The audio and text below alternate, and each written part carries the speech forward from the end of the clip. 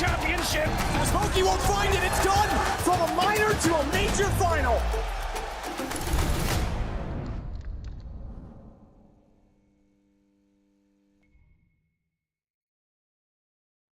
And right now we have 1 hour left on tape, and that would you would do that. Yeah, definitely. Yeah, so back on the days, I think CS 1.6 was in good shape in Brazil until 2010. Eu quero uma. That's exactly when WCG, a big tournament that used to do qualifications in all countries and then get them together in a place, stopped doing CS. It was such a big tournament important in Brazil that CS was kind of living through that tournament. So once they cut it down, everyone was like, oh, we have no reason to play CS 1.6 anymore. For the following years, from 2011 to 13, I was kind of trying to keep the scene alive in Brazil, just because I really love CS. Fala galera, hoje eu vou dar uma ensinada para vocês em como... Felt that I could do a change, I could make a difference on helping people to get better, play more CS, you know, play tournaments. I was casting the tournaments myself. Nadia pegar cá, consegue pegar cá. Quem sabe ele consiga. Opa! I was doing it all. Of course, I had help from some other people. Together, we were doing a big difference in the CS community. In around 2012 and 13, we heard about CSGO kicking in. And at first, when I first tried the game, I thought it would be a disaster, just like it was in Condition Zero, for example, was in CS Source. Like, I didn't feel like that was it. The recoil was so bad, like, it didn't feel like CS at all. And I was like, dude, this is not it. And then a lot of people in Brazil were already moving to it. I can mention Taco, for example. Taco was one of those guys who was, okay, this is it, we gotta go CSGO. And I kept doing CS 1.6 for a little bit more months.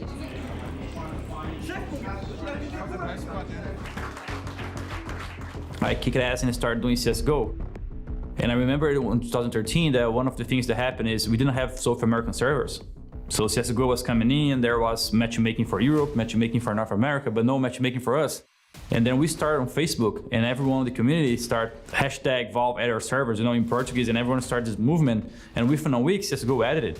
So we felt like, okay, they see us, you know, like, so we kept going from there. And I think it really changed in 2014 at the very end. We received a spot and a chance to go to ESWC France.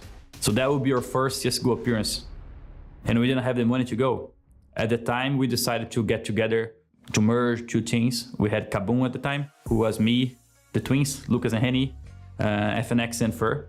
And we decided to merge this team with TD, who had an owner. His name is Sleepy. He was a big guy, helped CSGO so much in the beginning. So we bring some players together. We got Steel and ZKK and Boats, and me and Fur. So we kind of collided those teams. Even though we had those teams together, it was still hard to go to France. And that's when we used the Games Academy money, and we told people, hey, this month, every single monthly payment is going to go towards the tournament. And it was amazing because we basically had 4 times more instantly. People in the community were like, we're going to support you guys. And boom, we went to France to play the first tournament.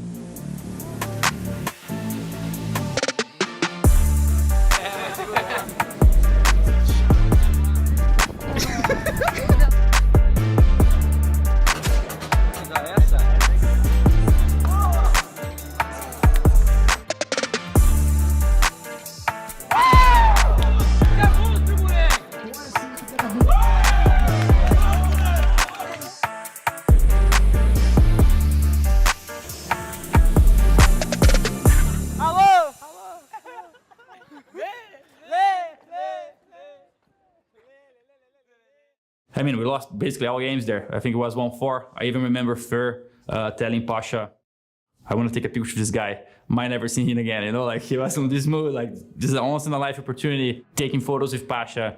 And then we moved back to Brazil, and then this qualification for MLG shows up. And that was big because this was our WCG event. Like, if there's a tournament people are going to play for, they're going to take us out and going to pay for the hotels, pay for the accommodation, pay for the trip. That's what we need. Steel, get it, it's over! Just like that, Cloud9 get obliterated! So we went to this tournament, we won a map against Cloud9 there pretty convincingly on Mirage. We had some different strategies, you know, like people are like, oh, those guys exist, like they can do different things, right?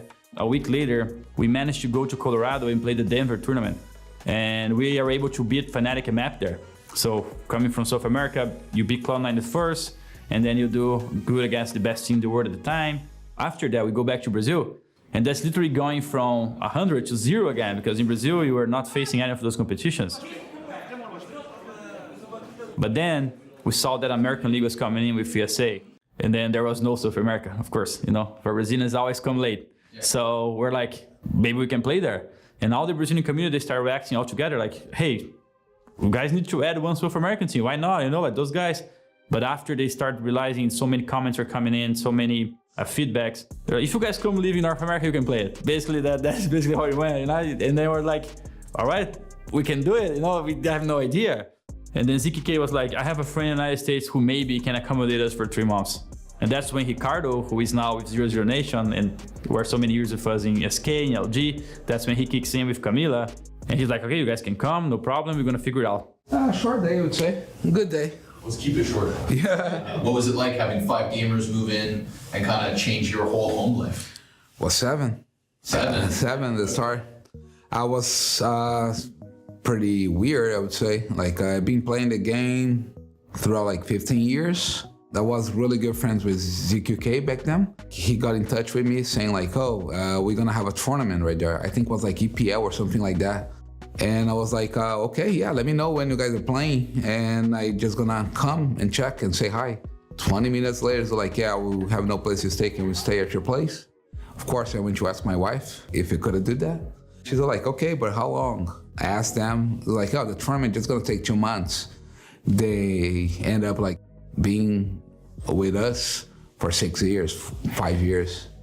When they got there, it was like pretty intense, I would say, not in a sense that like tournaments, but pretty intense that people really wanted to make it work.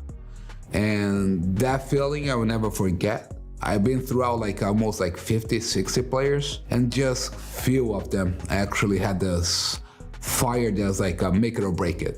It was pretty crazy, but it was probably one of the most fun times I ever had. We go to US as Kid Stars. After the first major, that's when some international organizations start showing up, and then we transition to LG. So when thinking about this change, Taco and FNX for Bolts and Steel, and also Zeus for NAC too, when we made those 3 changes, as a person, I already knew FNX from the past, and I even told the guys, I know FNX, it's gonna work. We just don't know for how long, because I already lived that with him for so many years. I already lived this moment with him for 2 or 3 times. It's gonna be the 4th. And he delivered much more. Take a breath. You know, in terms of performance, he was exactly what I wanted. You know, he was winning the clutches. He was the guy that could perform. I had no idea about Taco. You know, something very personal about Taco is, I kind of doubt him at first. He's the type of people who will put the team at first, you know. It's the team at first, and I'm gonna do everything the team needs. I already knew that. But as a player, as performance-wise, I was a little bit skeptical. And there was one game we played against NIP at the very first tournament. He won a 1v4 Mirage game. He's retaking A from jungle. Alu, for some reason, jumps in triple, gives him a kill. He managed to get 3 more. That's when I say, he has it all, baby, you know? When you get the call from Fallen to join LG, how long did it take you to make up your mind? It was fast. Deep in my heart, when FNX told me that we could make a difference joining them, that's exactly what I felt. I knew that they needed someone like me in their team. I knew that they needed someone that is selfless, someone that would help them to achieve what they wanted to achieve, because they had already Coldzera and Fur, obviously Fallen. With these 3 pieces, you don't need another star. You don't need another star player. So I knew that I could make the difference. That's the biggest reason why I decided to join them, and there was not a hard decision, to be fair. You know, it was clear that the potential was there for that Brazilian lineup, making 3 top 8s at the majors, but it was also, you know, the era of a lot of best of ones, map randomizers and whatnot, and you could tell if they were going to make it to the next level, changes had to be made. Once they did pull the trigger on that change, you know, Taco joining with Zeus a day before the Face It Grand Finals, you know, at the DreamHack Winter, there were a lot of question marks. The first game that lineup ever played was a 16-0 loss. I remember after we lost 16-0, I got the team together and I said, what's the difference? Had we lost 16-14, would we feel better? It's a new team. You know, like we gotta go through stuff. But from that first loss, they ended up playing in the grand final of that event against Fnatic and being 1-0 up. That was the best result that lineup ever had in their first event with almost no practice with Taco. So you could tell that it was very promising, that it seemed like they did make the correct decision, right? Cold was already establishing himself at that point as a star player of the team, and obviously Fallen as the experienced in-game leader and the AWP player having a lot of impact himself.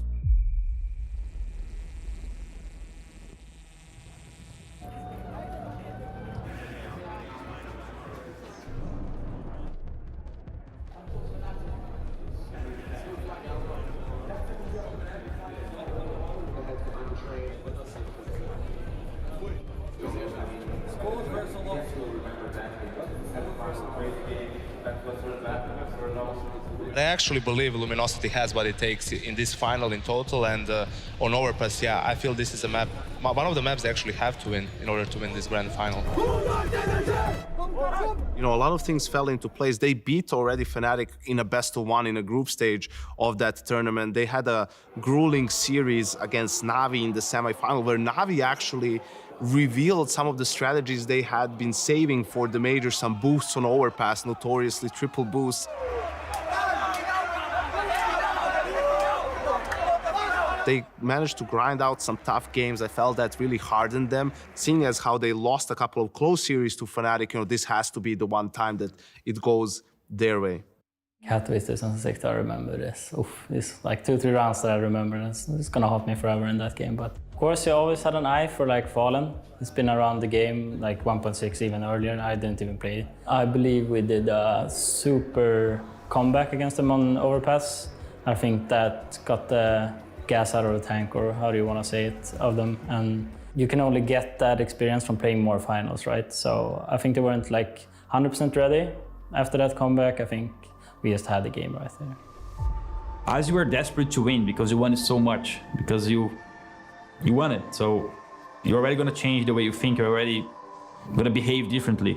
And I think when the feeling that we would win would show up on the most nervous times, you know, like on the finals, when the deciding factors could change, we were still choking because the mental factor wasn't too strong. We realized we're a good team, we have the pieces, but the start of the match, towards the end of the match, the rhythm changes, the story that you're telling changes, and closing out a match needs a layer of experience, but it also needs a layer of patience.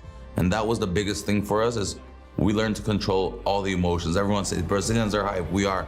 And that can be very positive, but it can have a toll on you in the moment in the game where you let your emotions take control of you, where you're not thinking clearly, where sometimes you just need to stop, relax, let them make the mistake, and then you can close it out. Unfortunately, it wasn't meant to be yet again. They lose 3-0, but 2 of the 3 maps go into overtime, right? It's another close series, and also something felt off, right? Cold was the worst performer for LG in that series, being one of their best players, obviously. And on the other side, you had Olof with a signature grand final, right? Best player of 2015. It wasn't meant to be in Katowice either, but you could tell, you know, it was about to happen. Success was just around the corner for the Brazilians. Comes once again, the first base is a Dren, he's gonna hit the road. Oh! What a jumping double for Cold! What is going on right now? Pretty effective actually. Fallen gets a shot on the flame and even spots the man. Good night, Zeus!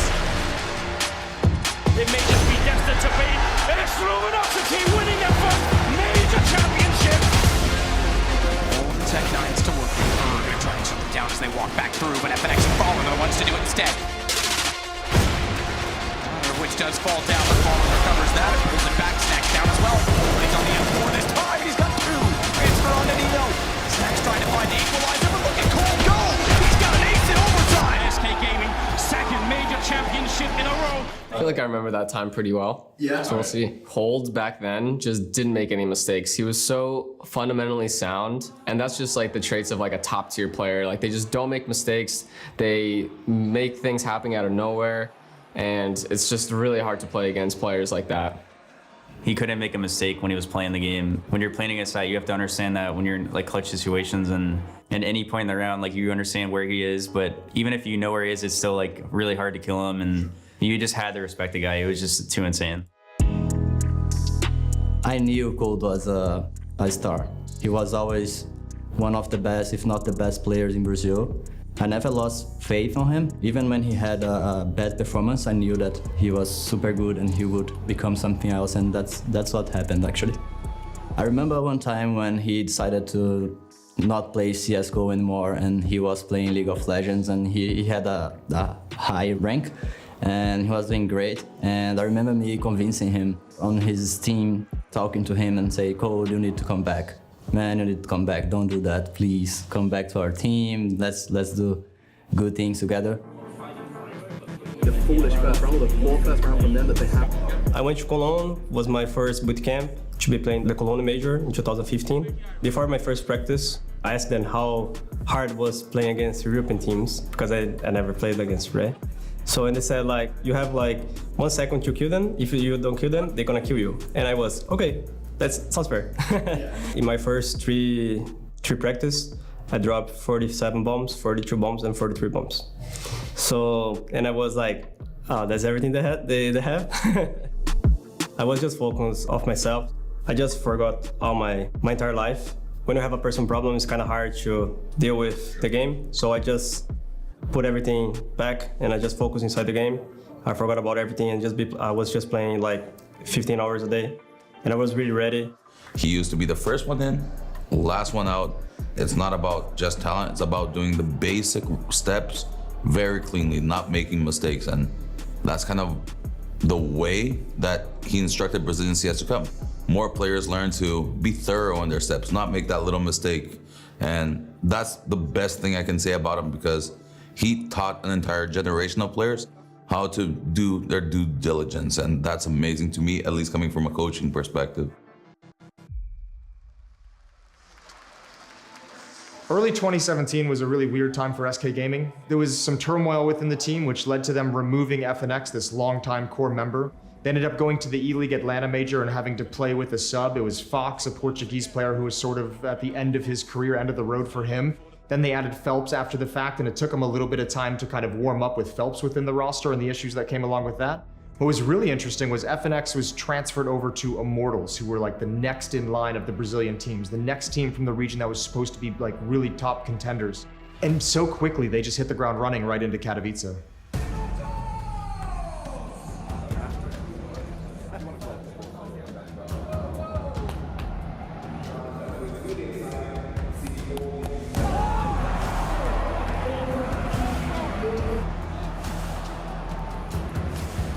Immortals had some power in them that nobody realized, that maybe they didn't even perhaps realize.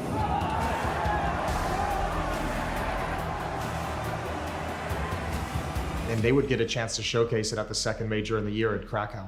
So before the stage opened, we were screaming like, "Woo, let's go!" And you know, it felt like it was not even a video game. It felt like I was going on a football match. Immortals was maybe the perfect contrast to the SK Gaming team that we knew, and kind of the system that they had built and the tendencies that we started to know SK for. Well, SK was methodical and well drilled, and there was a process to every single step they made. Immortals, on the other side of things, was just embodied by energy and by emotion. SK had that style where we were meticulous, we were methodic, we knew our step by step. Immortals lived more of the Brazilian structure of let's hype this up. If we start a match well, or if we get into that rhythm, no one can stop him, even SK. Taz goes to the smoke, Taz goes to the smoke, he won't find it, it's done! I remember Lucas screaming, looking at the boys and saying, "We're not gonna lose this, we're not gonna lose, let's go!" And we start to shout. The referee, he came to me and said, "Say to your team to not shout." And I got back to him, I'm not gonna say this. I want them to shout, I want them to feel, I want them to give everything there. Like they're gonna leave their soul, their body, their mind inside the server, and I don't care. They were a storm that they couldn't even control, that no one could control, and nobody knew where it was gonna go. And they started going, and the emotion was flying, and the energy was building up. I don't even think they were able to control it in any meaningful way, and I don't think they wanted to control it in any meaningful way. It was very fun to see Henny and G in the server together. Back in those days, Henny, I think he was the faster Alper I ever saw in my life. And I saw Fallen playing in the same team. I saw Kogu, like some Brazilian, like the best Alpers. I never saw someone so fast as Henny.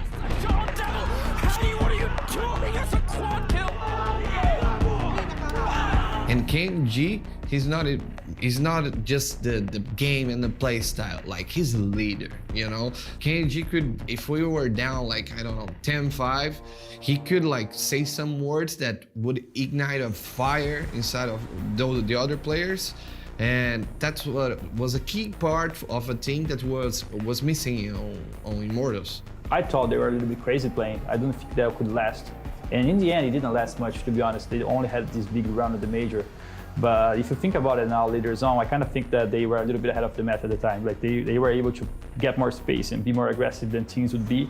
And that kind of gave us their ledge to them. They played well, they had their system, and it's a shame that they didn't win it. I think Gambit came back after losing the first map, they almost got it. Hobbit with his clutches, Zeus with the clutches, they really needed to bring everything they've got into this game to be able to close it out despite the result. So this Phelps era of SK Gaming kind of ends in October of 2017, but really I think, you know, a struggle to kind of incorporate him into the team and make him work appropriately the way they envisioned. That was a long time coming and a long time building, and certainly that loss in Krakow and the fashion in which it happened, I think maybe, you know, one of the daggers that kind of led to his eventual removal. I kind of felt like that started the path to when he was going to leave the team.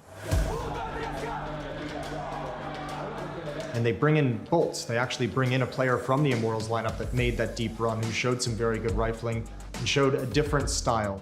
The addition of Bolts instead of Phelps happened because the internal problems we're dealing with. Again, we didn't come to a solution where we could sustain Phelps into the team.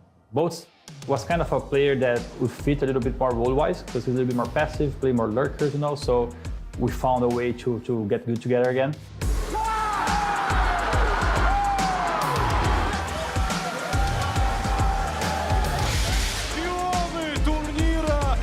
SK with Bolts in the lineup went on a spree to end out 2017 of lifting trophies and lifting championships and showing that once again they'd found a recipe to be championship contenders.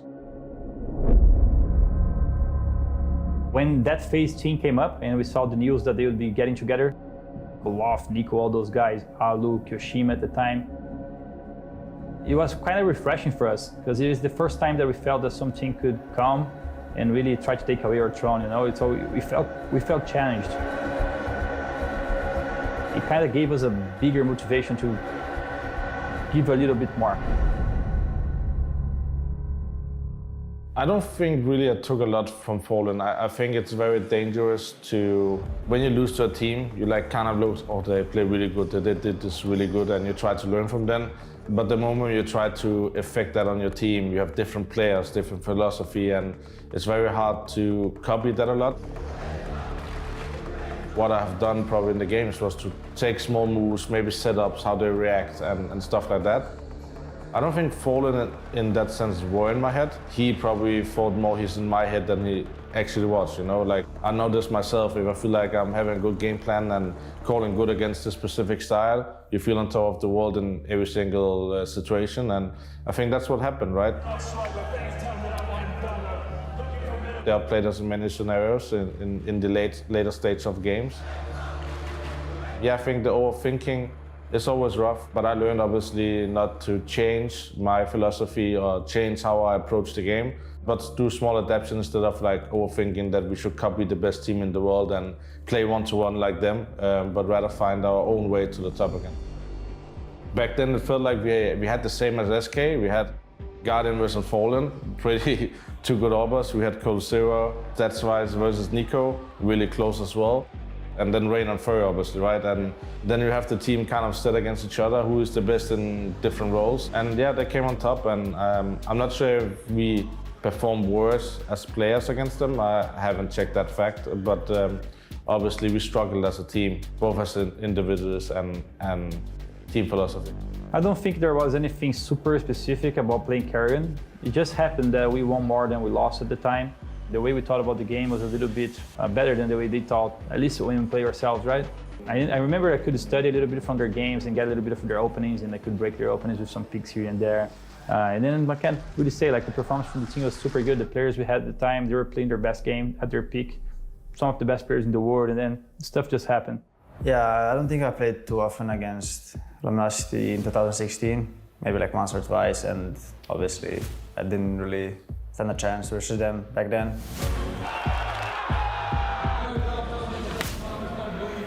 Not that I did in 2017. I think it was just inside the server. It just felt like we were getting outplayed when we were playing versus them. It seemed like they always like force us to do mistakes in clutch situations. I remember like we lost a lot of clutch situations, like late rounds, 3 versus 3. They always bait us out, and they just like win the clutch somehow. I think that was their biggest strength back then. When you start doing very well, it's easy to get into a routine. It's easy to take some things for granted. It's easy to not put in the exact effort you were putting into the small details. We were really good, and we were first of our generation kind of a thing. We evolved the game. We needed to keep bettering ourselves, and some internal moments didn't allow history to follow that course where we'd keep bettering ourselves and keep humbling ourselves. And you hear all the time that you're really good. You start believing that you're really good. We knew in the start that the best will always make mistakes, and when we stop listening to the mistakes and just focusing on what we did right, that starts a little bit of the downturn. I think that's a little bit of every generational team, or every team that has a little bit of the best in the world in them. You're the only one that can take yourselves down, and that's kind of what we did. I don't think that we did a good job at controlling our egos and solving the problems that were popping up, because when you are the best in the world, a lot of people are watching you and they want to beat you. One more round, please. I don't think we dealt very good with that.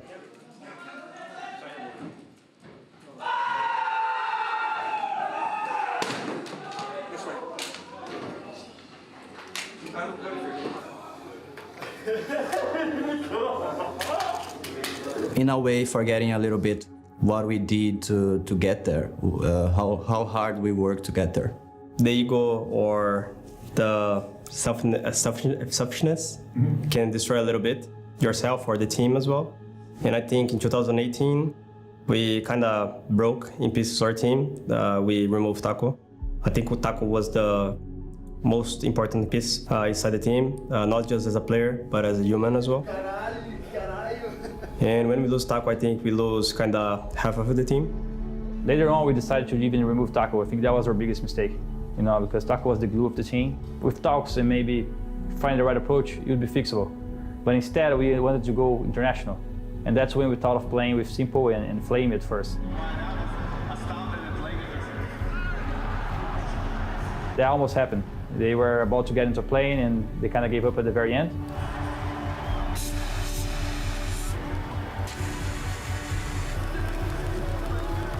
That's when the international plan kind of had to go to a plan B. We brought Stewie and Tarek. And for me, it was a crazy experience because I didn't speak in English at that time. So it was really hard for me. Getting the chance to know Stewie and Tarek for me was very cool. I think two of the coolest guys I met in CS. It was amazing to play with Tarek as well. In game was a little bit harder to really get him integrated into the team. A little bit because of the toxicity that existed there from the Brazilian part, unfortunately. And I think the team was decent. I think the team was good. Like, we had Yanko as a coach. I really liked Yanko as a coach. I think he was very strict. He tried to recreate the right spirit that we should have. Like, he's the guy that could come to someone and say, hey, take your foot away from the table, Like, we're playing these kind of things that was pretty hard to do with very good players, Like, you gotta have the attitude.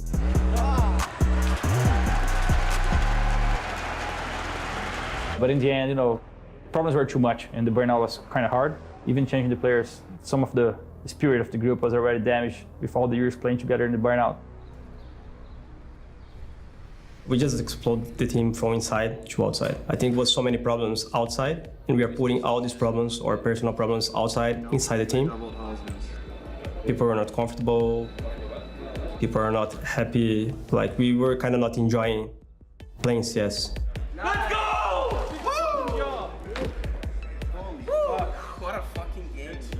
Actually, we were not playing bad. We were just creating problems and not solutioning these problems. And we are just playing with the head, not inside the game. I think there's two things to it when a team is falling down. The meta is changing, people are getting better, both as a team, also as individuals. But when you're also used to winning so much, maybe you lose some of that hunger. And when you lose some of that hunger and the meta is changing also, you will have a hard time coming back. And I think that's what happens to most top teams. People got tired of speaking English. We're speaking other language, not playing that well. We gotta go back to Brazilians. And that's when Cold convinced Taco to come back. Like, we kind of trying to fix mistakes we did in the past. We got Zeus again. And then for the new player, we tried Phelps once again. And in my opinion, we had the right pieces to kind of slowly get to where we want to be.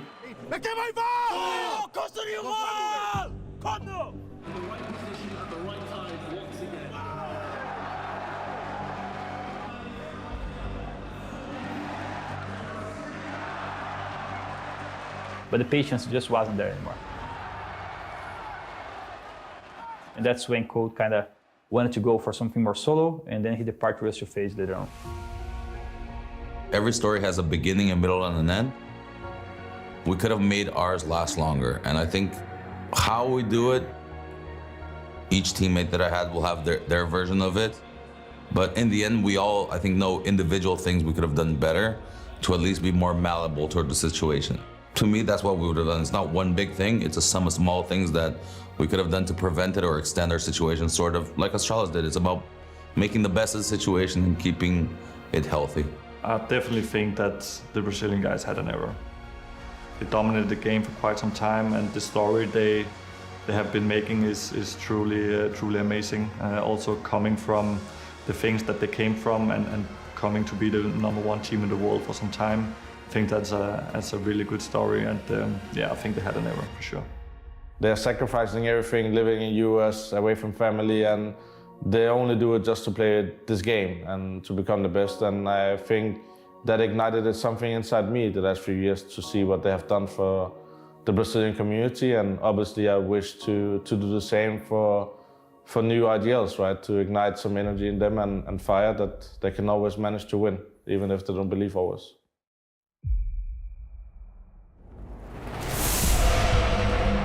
They were not playing Counter-Strike by the books. I don't think they've ever played Counter-Strike by the books. They wrote their own rules.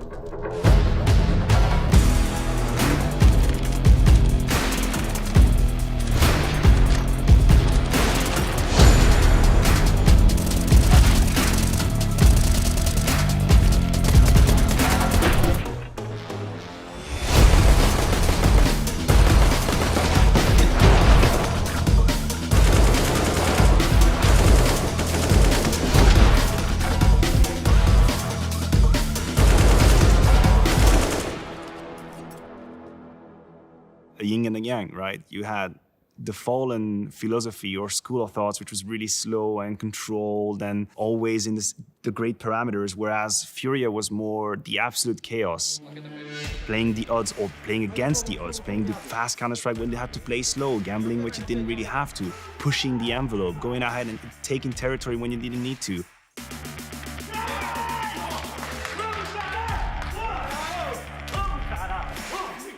They have a incredible talented team. I think that's most scary or annoying team to play because you don't know which Fury will turn up on the server. Because Serato will be there. If artists will having high impact, it's really hard to play them. Good to play around for this one. I think they have a special capability of playing in a way that no one else plays. And I think that makes them scary and that makes them win games. And that's why they had the success they had. But at the same time, it's not a system that you can consistently be good.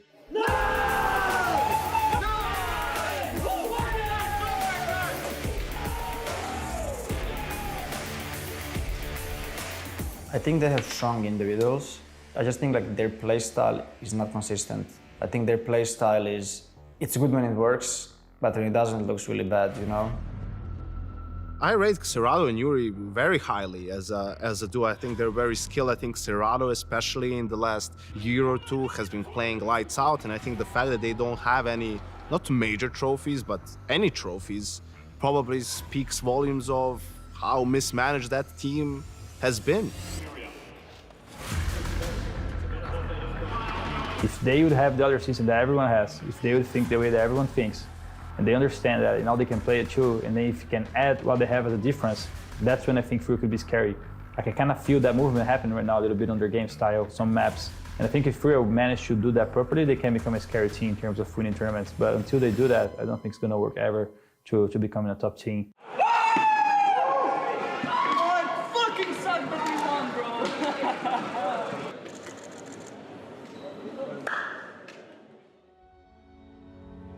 Take me back a little bit. How did you find Furia? How did you find your teammates? Actually, it was the other way around. Furia found me. I was just playing Brazil and Furia had like team. I was playing with Yuri on another team. That's something that most people don't know. I played Fury for like, I think that was like 3 months. Then he left the team to join Furia. Furia was struggling to win tournaments in Brazil, and then they made changes. So Guerri became a coach, and then they got me and Caserato.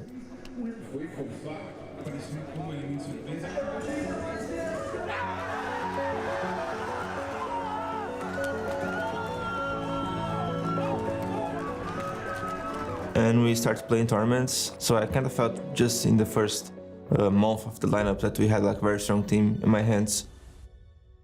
Art is that style, not only because he's the ideal of Furia, and as such, of course, he's the maestro deciding what kind of game they want to play, but also because he individually embodies that aggression, and he always put himself kind of at the elm or the tip of the spear to make the difference for Furia, for good or worse. The way I play, of course, that's a lot of reasoning behind that, but that's just the way I play. That's not like something that I really think about, like, oh, I'm gonna play like this, and I'm gonna improve like this. No, I just play CS the way I think it fits best, and the way I can extract more of myself, and I can put my teammates in better situations. You know, it's just CS, CS is basically doing the best things you can do to win, so there's no right and wrong, it's just what can you do best.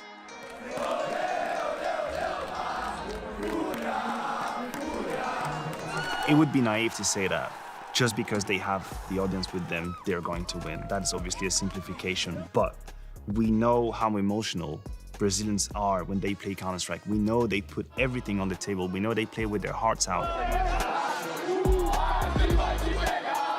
If there ever was a moment to fed off of that energy, that would be in Rio. Remember, this is a major, and if you're playing Furia as the best team and you're starting to feel the pressure because of the crowd, then obviously that has a huge effect on you. If it starts getting too quiet in the arena, we have all been there, we all sit and play or listen to that, suddenly it turns really fast to high pressure for the home team. No, I don't feel pressure at all because I work for this, so I don't have to be pressured because I just need to do what I need to do and what I love to do. So I don't feel pressure because of this. I feel thankful for being here. It's gonna be more about life than only CS. When we join the server and we play, it's something more personal, something more real. My parents are gonna be in Rio for sure. They love CS. My father loved to watch me. For me, he's my big supporter.